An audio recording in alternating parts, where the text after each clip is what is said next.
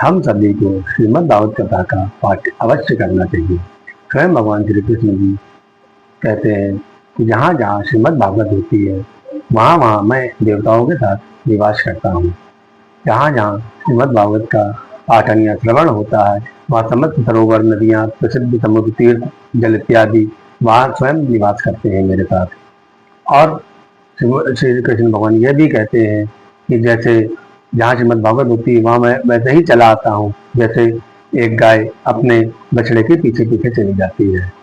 श्रीमद् भागवत कथा जो पढ़ता है उसे अखंड सौभाग्य की प्राप्ति होती है, उसके सारे दुख मिट जाते हैं, उसे मैं अभिष्ट सिद्धि, धन, पुत्र, दौलत, संपत्ति, समृद्धि, इस लोक में सर्वस्व राज्य और परलोक में अपने लोक में उसको स्थान देता हूँ।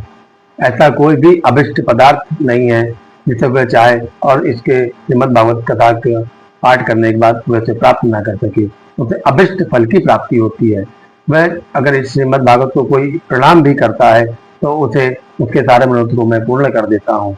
और जो इसका पाठ करता है, श्रवण करता है या जो पाठ श्रवण कर रहे हैं उनकी सहायता करता है, उनका सहयोग करता है, उसे मैं ऐसी कोई भी चीज इस संसार में दुर्लभ है कि जो मैं उसे दे ना सकूं, उसे मैं सब के सुख और भोग प्रदान करके अंत में अपने लोक में स्थान देता हूँ। तो हम सभी को श्रीमद् भागवत कथा का पाठ अवश्य करना चाहिए। इससे हमारे सभी दुख दूर होकर हमें सभी अभिष्ट साधनों की और भोगों की प्राप्ति होकर अंत में भगवान श्री के श्री धाम की प्राप्ति होती है। और हमें गौ की सेवा भी अवश्य करनी चाहिए। जितना पुण्य श्रीमद् भागवत कथा को पढ़ने में मिलता है उतना ही पुण्य गौ की सेवा करने से भी मिलता है। इसी साथ मैं अपनी वाणी को विराम देता हूँ। आप सभी सुखी रहें, समृद्ध रहें, इसी मंगलमय कामना साथ आप सभी को जय श्री कृष्ण। राधे राधे।